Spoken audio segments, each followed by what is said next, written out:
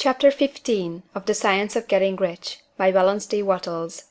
Chapter 15 The Advancing Man. What I have said in the last chapter applies as well to the professional man and the wage earner as to the man who is engaged in mercantile business. No matter whether you are a physician, a teacher, or a clergyman, if you can give increase of life to others and make them sensible of the fact, they will be attracted to you, and you will get rich. The physician who holds the vision of himself as a great and successful healer, and who works toward the complete realization of that vision with faith and purpose, as described in the former chapters, will come into such close touch with the source of life that he will be phenomenally successful. Patients will come to him in throngs. No one has a greater opportunity to carry into effect the teaching of this book than the practitioner of medicine.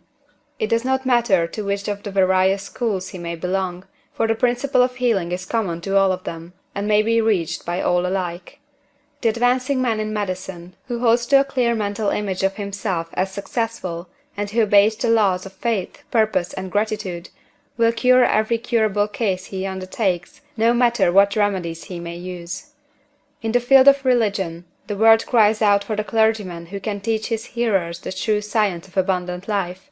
He who masters the details of the science of getting rich, together with allied sciences of being well, of being great, and of winning love, and who teaches these details from the pulpit, will never lack for a congregation.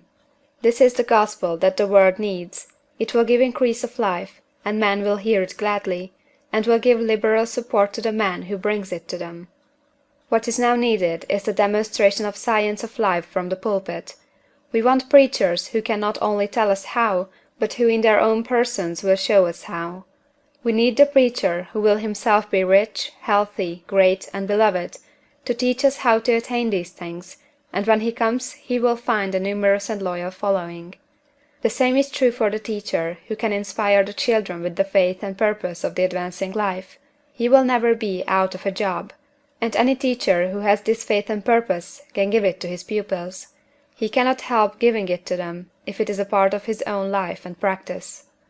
What is true of the teacher, preacher, and physician is true of the lawyer, dentist, real estate man, insurance agent, of everybody.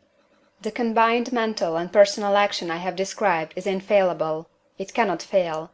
Every man and woman who follows these instructions steadily, perseveringly, and to the letter, will get rich. The law of the increase of life is as mathematically certain in its operation as the law of gravitation. Getting rich is an exact science. The wage earner will find this as true of his case as of any of the others mentioned. Do not feel that you have no chance to get rich because you are working where there is no visible opportunity for advancement, where wages are small and the cost of living high.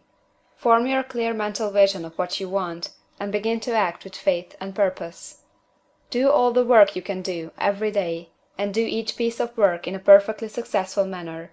Put the power of success, and the purpose to get rich, into everything that you do. But do not do this merely with the idea of currying favor with your employer, in the hope that he, or those above you, will see your good work and advance you. It is not likely that they will do so. The man who is merely a good workman, filling his place to the very best of his ability, and satisfied with that, is valuable to his employer, and it is not to the employer's interest to promote him. He is worth more where he is. To secure advancement, something more is necessary than to be too large for your place. The man who is certain to advance is the one who is too big for his place, and who has a clear concept of what he wants to be, who knows that he can become what he wants to be, and who is determined to be what he wants to be. Do not try to more than fill your present place with the view of pleasing your employer. Do it with the idea of advancing yourself. Hold the faith and purpose of increase during work hours, after work hours, and before work hours. Hold it in such a way that every person who comes in contact with you, whether foreman, fellow workman, or social acquaintance, will feel the power of purpose radiating from you, so that everyone will get the sense of advancement and increase from you. Men will be attracted to you, and if there is no possibility for advancement in your present job, you will very soon see an opportunity to take another job. There is a power which never fails to present opportunity to the advancing man who is moving in obedience to law. God cannot help helping you if you act in a certain way. He must do so in order to help himself. There is nothing in your circumstances or the industrial situation that can keep you down. If you cannot get rich working for the Steel Trust, you can get rich on a 10-acre farm, and if you begin to move in a certain way, you will certainly escape from the clutches of the Steel Trust and get on to the farm or wherever else you wish to be. If a few thousands of its employees would enter upon the certain way, the Steel Trust would soon be in a bad plight. It would have to give its working men more opportunity or to go out of business. Nobody has to work for a trust. The trusts can keep men in so-called hopeless conditions only so long as there are men who are too ignorant to know of the science of getting rich, or too intellectually slothful to practice it. Begin this way of thinking and acting, and your faith and purpose will make you quick to see any opportunity to better your condition. Such opportunities will speedily come, for the Supreme, working in all, and working for you, will bring them before you. Do not wait for an opportunity to be all that you want to be.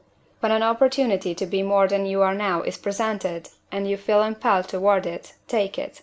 It will be the first step toward a greater opportunity.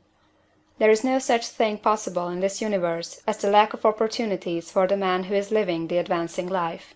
It is inherent in the constitution of the cosmos that all things shall be for him and work together for his good, and he must certainly get rich if he acts and thinks in the certain way. So let wage-earning men and women study this book with great care, and enter with confidence upon the course of action it prescribes. It will not fail. End of chapter 15.